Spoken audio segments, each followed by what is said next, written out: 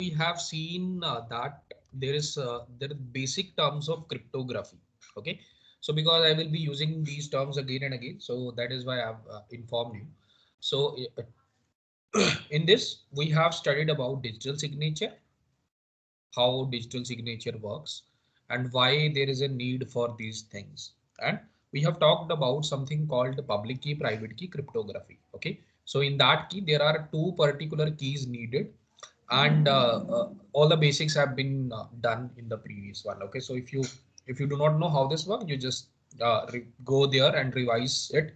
One other thing that I have shared the YouTube playlist link on LMS. You can go there and check the lectures. Okay, there are laboratory lectures, lab lectures, as well as there are uh, these class lectures as well there. Okay, so the main thing that you need to understand is that what we are doing it, the implementation of cryptography lies uh, is there to just promote the overall security that we see nowadays. Okay, so if you see here, that digital signature is one of the best thing that happen in banking system, because with the help of it we we actually collected the proof that a particular transaction is done by a particular person. Okay, another thing is that if you're seeing here that if anybody tries to intercept your message, he or she will not be able to get anything, because most of the message will be encrypted.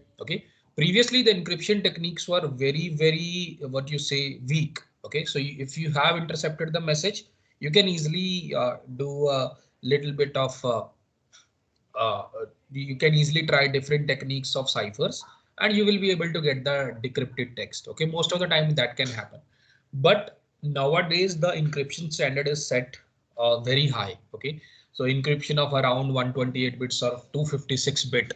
Okay, 256 long key is needed to break the encryption, so that becomes a very secure message, and nobody is able to, mostly no computer that exists there can nowadays, no computer that exists here presently that can break these standard encryptions. Okay, maybe in the next coming 2 or 3 years you will see that the quantum computing just took off, and it can break easily these standards, but still there will be quantum encryption standard that will be implemented for those security things. Okay, so keep that in mind. Everything that you are studying here is a basic, and whenever you are coding or doing anything high anything what do you say, like if you want, this is our basic techniques, and when you are implementing these techniques, it will be a little bit different than you have studied. Okay, so when you're implementing digital signature, there may be different techniques that we will use,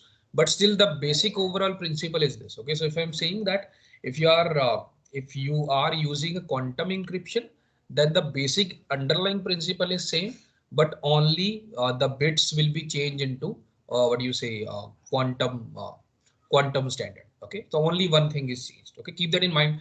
If you are directly going into quantum encryption, you will not understand anything if you do not know how encryption works. Okay, so there are various encryption standard there, so I'll will try to study there, because you have another subject like modern cryptography. You will study, if you want to study encryption standard, you will study it there. It's purely mathematics. Okay, so if you want to study cryptography, it is purely mathematics. You will have to do prime numbers and other things for that.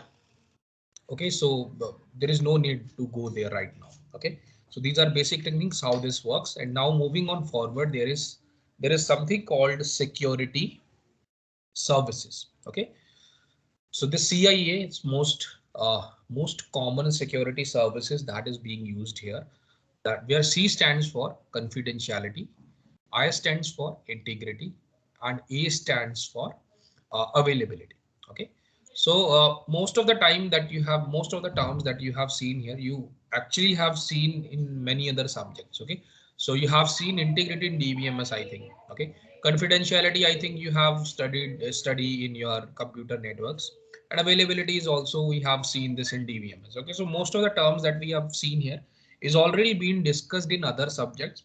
So whatever is the meaning of these terms on those subject will be the same. Okay, so only thing that will change here, that we will study a little bit deep, and we will list out that how the CIA is relevant nowadays. Okay, so there are not, these are three security services.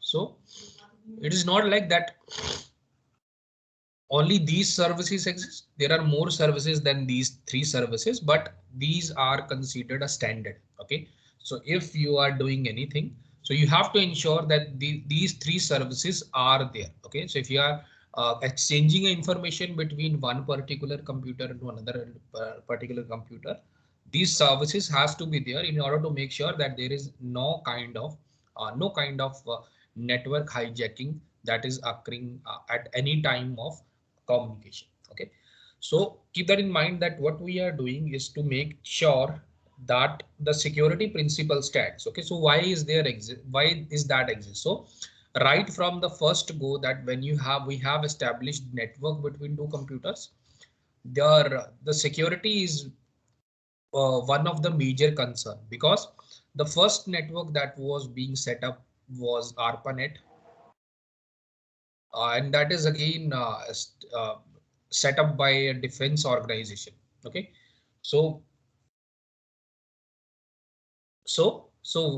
one of the most important thing in a defense organization is, whenever you are communicating with two devices, you have to make sure that a particular third device cannot intercept it and cannot be able to see the information. Okay, so if you remember, in Second World War, there was a device called Enigma. Now, what happened in this device is that it's like a computer, it's like a communication device.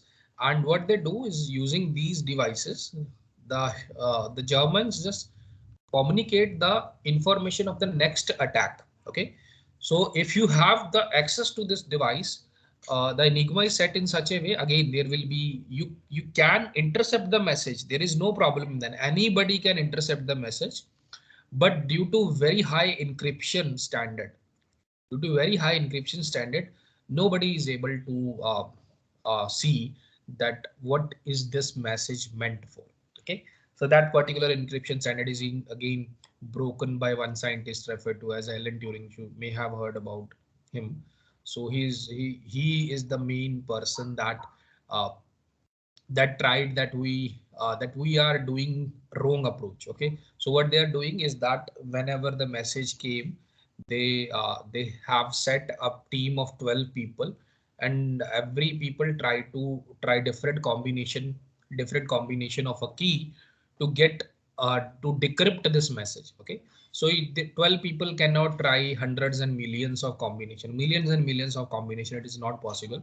So it is a theory of Alan Turing, that he said that uh, we are doing one mistake, that we try to break the machine with the help of a people. That cannot be done. So Alan Turing says that there should be a machine that can produce millions and millions of combination at a time, and that combination can be tried to broke the standard of encryption that is being set. Okay, so that particular machine later on was referred to as Turing machine, and nowadays this Turing machine is referred to as your modern computer. Okay, so this was actually the inception of everything that you have seen here. One idea that is being set, and that particular idea turned into Turing machine, and that Turing machine nowadays is referred to as a modern computer or modern PC or laptop, that what you're doing.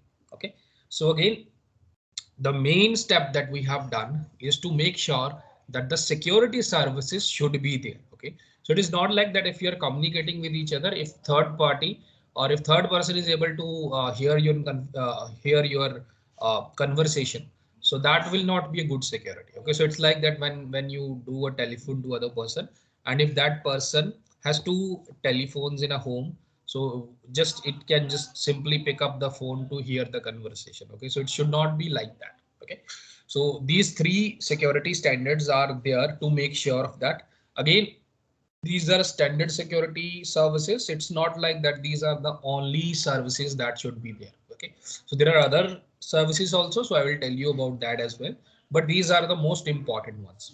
Okay, so now uh, it is referred to as a CIA trade. So not to confuse with the Central Intelligence Agency that is being in America. Again, they have changed this to AIC. Okay, so sometimes it is also referred to AIC, just to not confused with Central Intelligence Agency of America. So they have sometimes changed this numeration of the letters. Okay, so again the meaning is same. A is for availability, I is for integrity, and C is for confidentiality. Okay, so these are the main trades. Okay, so these are the main trades: confidentiality, integrity. These are CIA trades, and it's a particularly what you say, it's a standard to guide how the information security policies should be set. Okay, within our organization. Okay, another thing is that just this is referred to here. This is written here, that not to confused with Central Intelligence Agency of America. So this can be arranged as AIC. Another thing is that every standard that you see here, that is confidentiality, that is integrity, and that is availability, they have to follow a certain number of rules in order to assure that we have a particularly a security standard set, such that if you are communicating from one device to another device, that we are making sure that there is no kind of what you say, security threat that is going on. Okay, what are the security threats can be that you can see the message. Okay, you can intercept the message. First of all, it will be the security here. Another can be that you want to communicate the message, but you are not able to get but you're not able to reach the sender machine. Okay, so the receiver machine. Okay, so if there is A and B, you're sending a message to B, but the B is not receiving a message.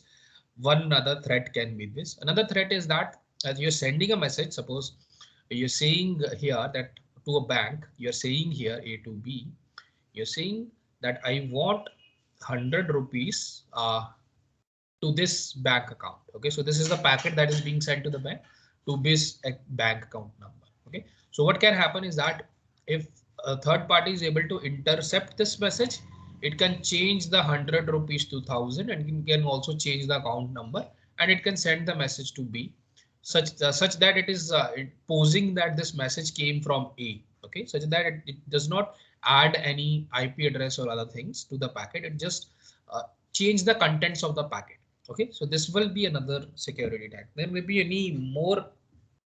There can be many security tags that can arise. Okay, another security tags can be that this particular person has uh, transferred some amount to, suppose it transfer 50,000 rupees to B, and it just call the bank and says I have not done this particular transaction. Again, this is again against the security policies of the bank. So bank has to give 50,000 rupees because bank does not have any particular standard to verify that that this particular 50,000 rupees, that this 50,000 rupees is sent to a person by this by the said customer. Okay, there may be many number of attacks that can arise, but we are dealing with mainly three attacks. I will tell you about other attacks also, but these are the mainly three accounts. And keep that in mind that every particular what do you say standard will have a set of rules. Okay, so in order to ensure that a particular we are here to achieve a set standard. Okay, so first one is these are referred to as CIA trades. You can see here, this is the diagram that is interrelated to each other. Okay, so I'll tell you how they are interrelated. So first one is the confidentiality. Okay, so you may have seen many of the messages there, they're on the file folder, that there sometimes it is written as confidential. Okay, so it means that that particular message is meant for a particular person. If you are able to see this message, it means that this is not any kind of a security that is there. Okay, so you may have seen in many of, just wait 1 second.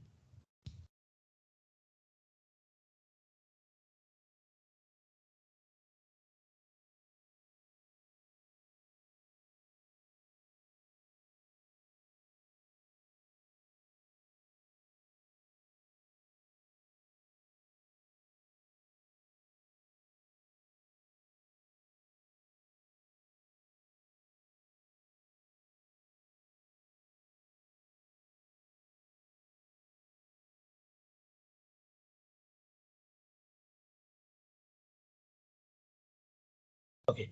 So confidentiality is that you may have seen in movies that they list the file as confidential, and that confidential file supposed to be reached to a particular receiver or a particular person. Okay. So how to ensure that whatever you are doing, the communication between two particular machines are confidential and no one is able to see what is written in the message. Okay. Suppose if there is a third party that is present here, if he or she is able to access the message, whatever is written in the message, this particular person should not get the information. Okay. So maybe this is a confidential message that is meant for this B, but if C intercepts it, he or she will not understand this message. Okay, so how to make sure that this particular thing happen? This can be done through cryptography. Okay, so if you're able to encrypt the message in such a way that you are not exchanging any key, so that the third party cannot access the key. So if there is no key, C cannot make sense of the message. If you're able to do that, the confidentiality principle in computer networks is achieved. Okay, so this is the first main principle that you have to do, and uh, how this principle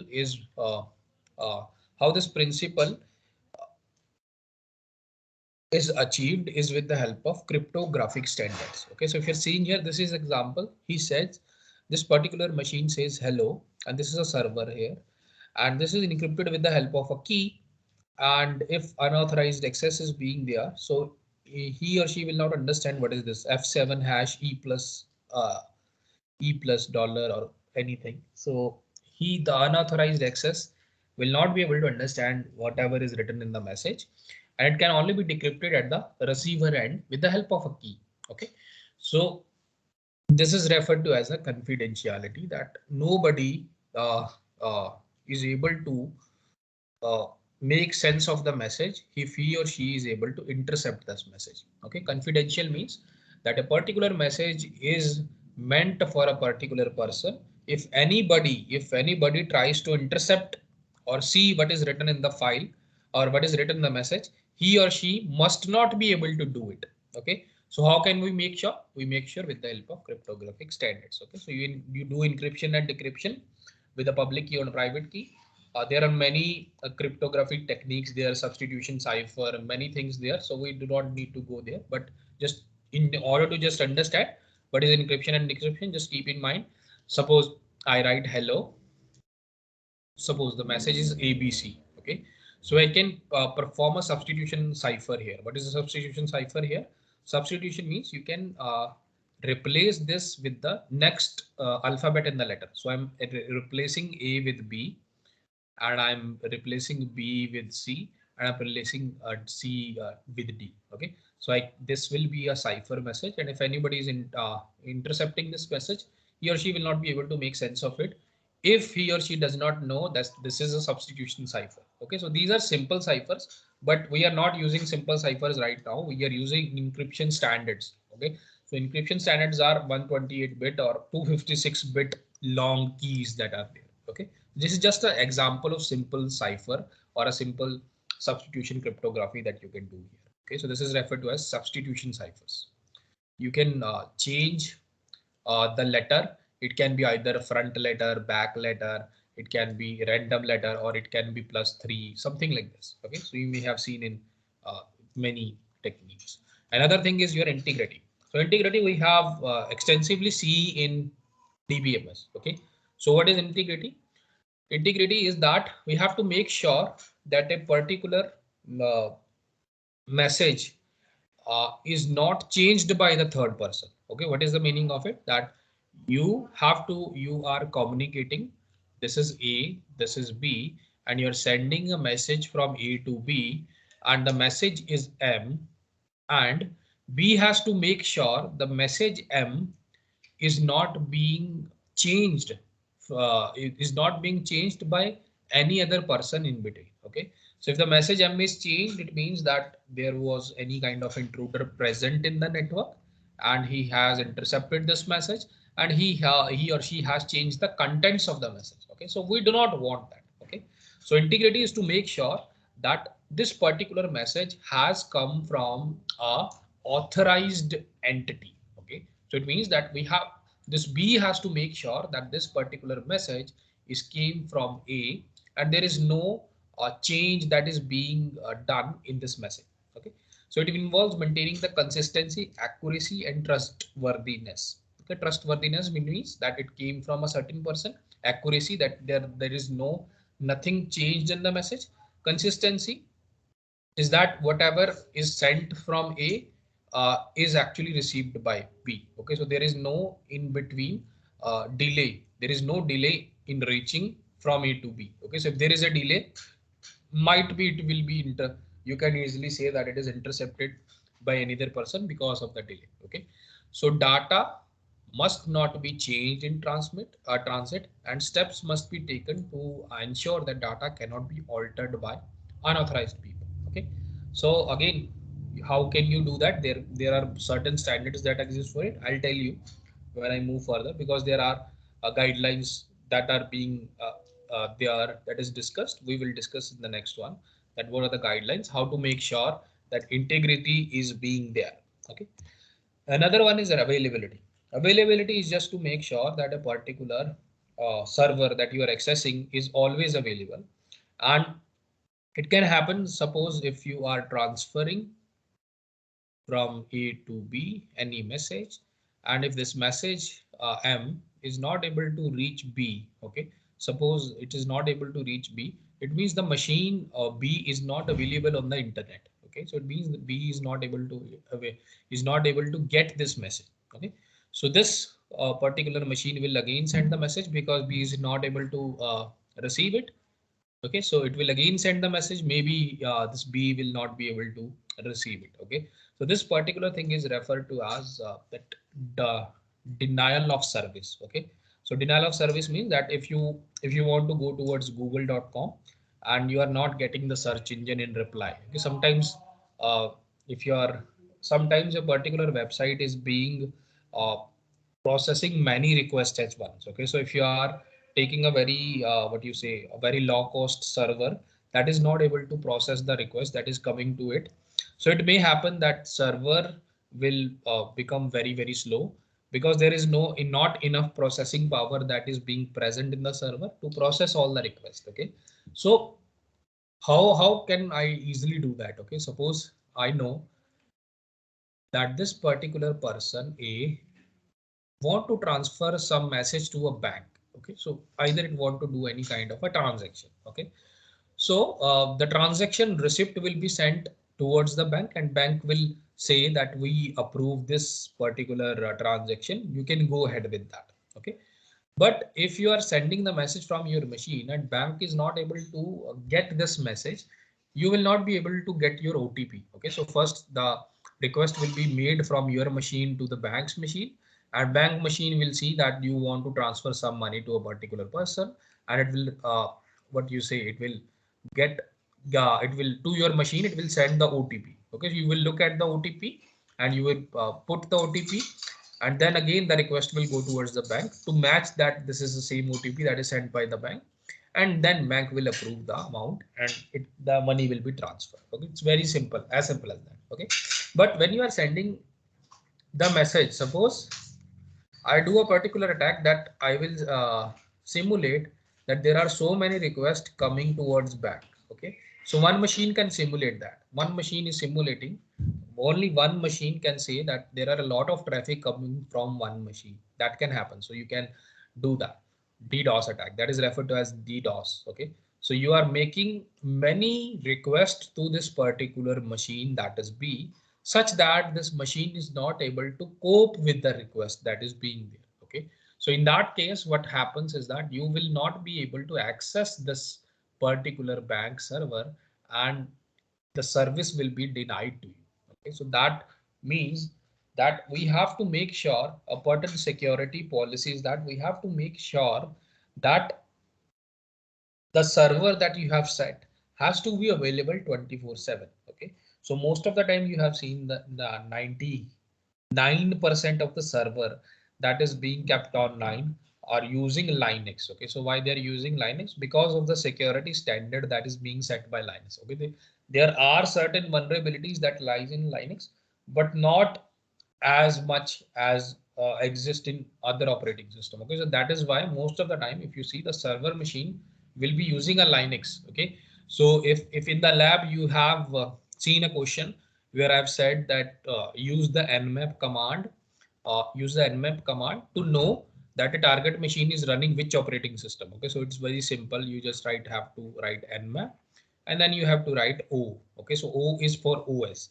This particular command tells you that google.com server is using which particular machine. Okay, so you can put it any website here. Most of the time they will be using Linux operating system. Okay, so most of the, you can see, you can check 99% of the time, if you're accessing any server, it will be Linux. Okay, so that I'll tell you in the coming walk, that what are the guidelines to make sure that this particular thing may not happen. Okay, so why this particular standard is being set, why availability is needed. So you may be asking that if a particular server is not available, so what happens? There is no attack actually going on, and if you are not able to access certain websites, so how does it affect you? Okay, so it actually does not. It will affect you if you have taken the services of a particular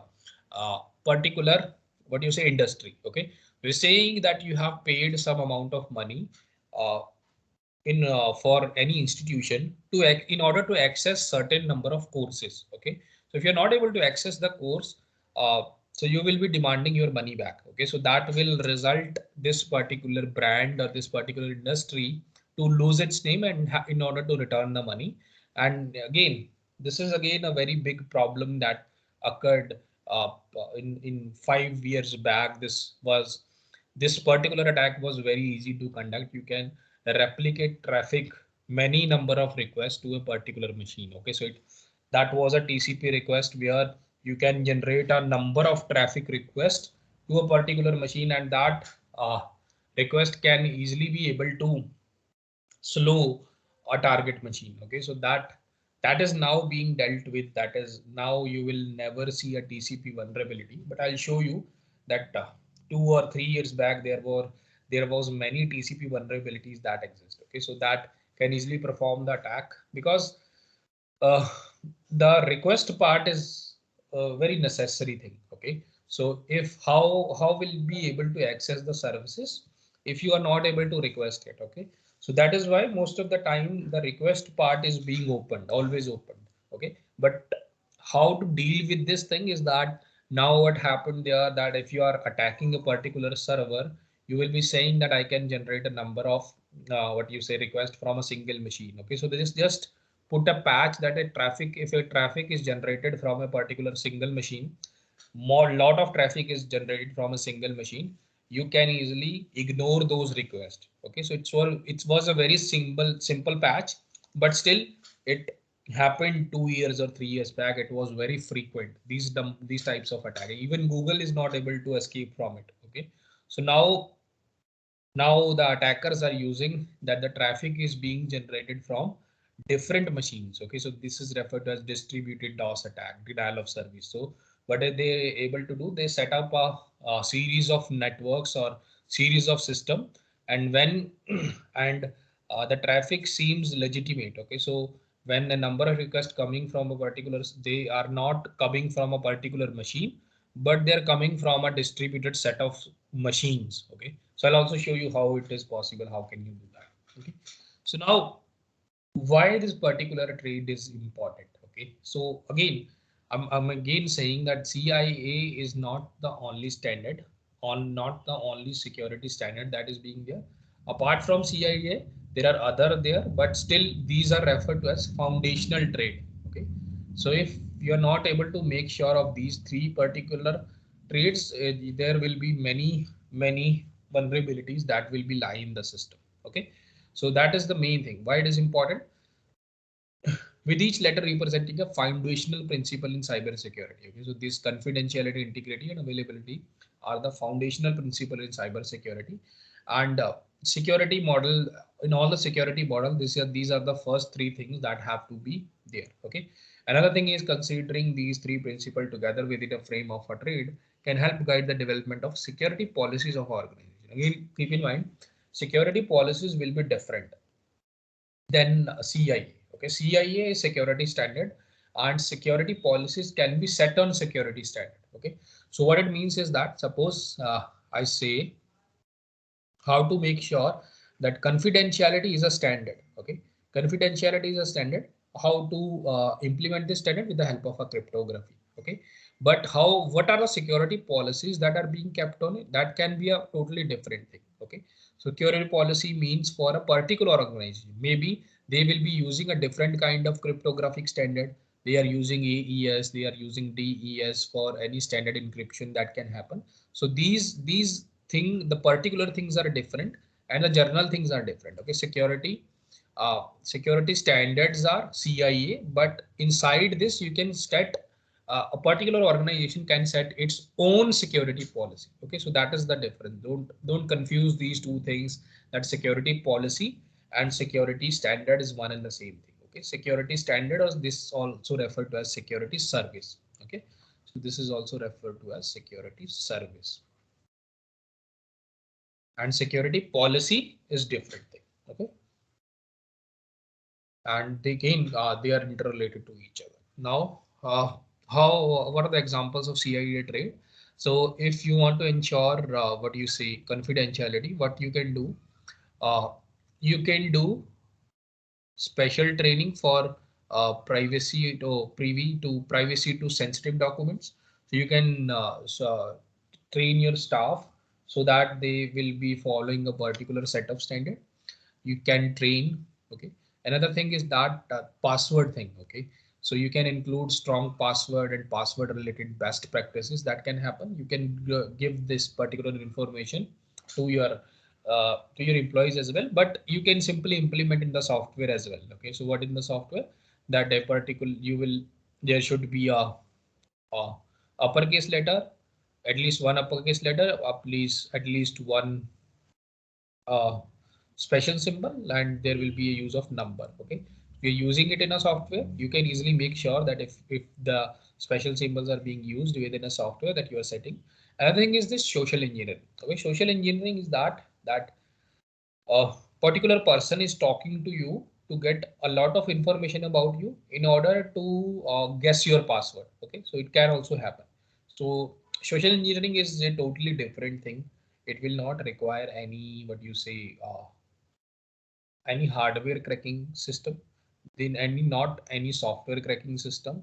They will only be meant for them to capture the more and more information on a particular person. Okay, so what it means is that what is their pet name, in which particular town they were born. Okay, so these are the information that comes under social engineering. Okay, so whatever you are socially sharing on your platform is read by many attackers in order to guess your passwords or in order to guess your security questions. Okay, so most of the time your security question will be what is the name of your pet and in which particular town you were born. Okay, so those are your security questions, and previously everybody is able to get to the security question part, and now and they can easily answer those particular question and they can easily able to set the password.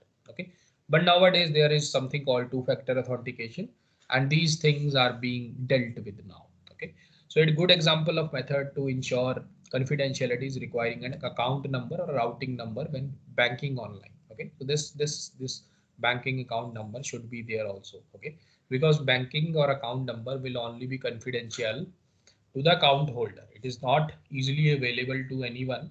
And if you are a customer of a bank, you will be given a specific bank account number. Okay.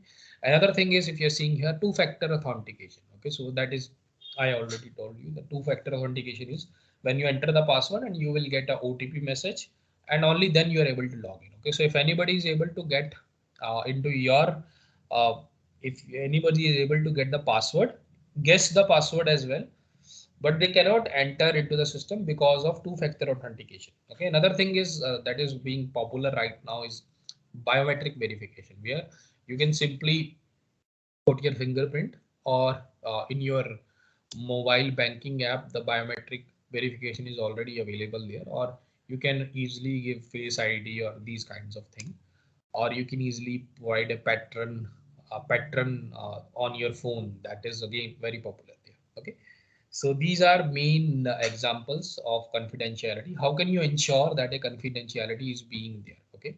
So how are these confidentialities being implemented? Is being implemented with the help of these particular techniques. Okay. Another thing is that how can you make sure that that what are the main traits of integrity? Okay. So just wait a second.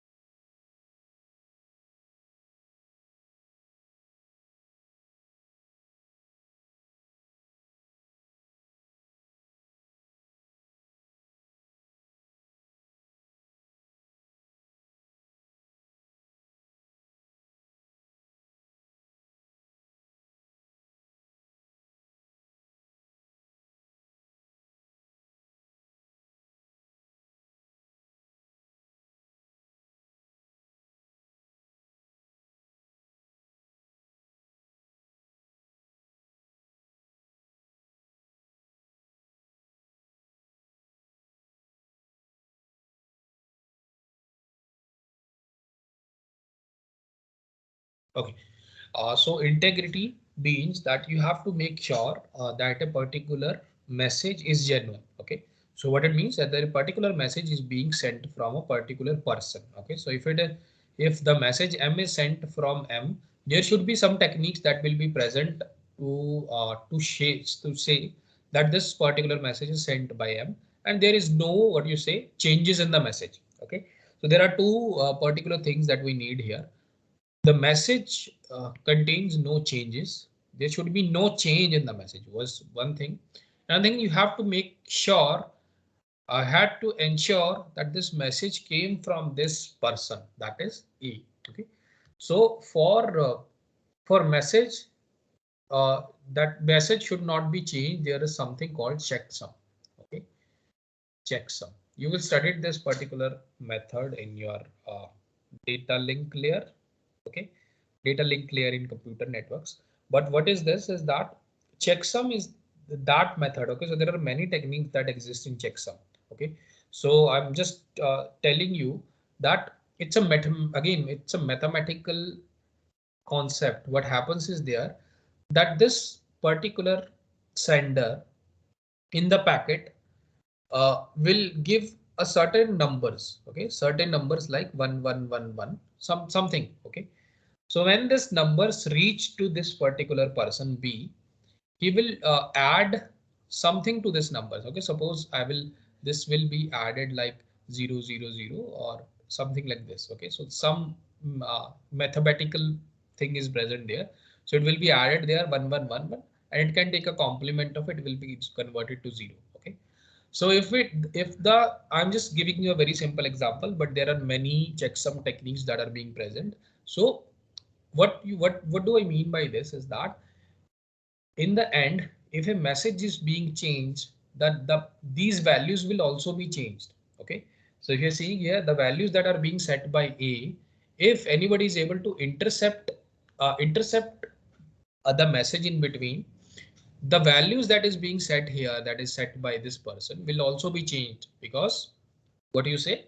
Because the message is changed, so the contents of the message will be only in binary. Okay, so when you're changing the contents of the message, you can change a series of bits that can exist. Okay, so when it reaches a person, the person has this person has a certain number that is being generated by this machine, that in order that it use this number to add, in the end it will get all zeros. Okay, so if this, I'm just giving you a simple example. Okay, so if this machine B in the end is not able to get all zeros, this machine can easily say that this message is being intercepted and the contents of this message is changed. Okay, so this particular numbers are being generated by the sender and receiver machine. Okay, so you will study in deep in computer networks how are these particular numbers are generated.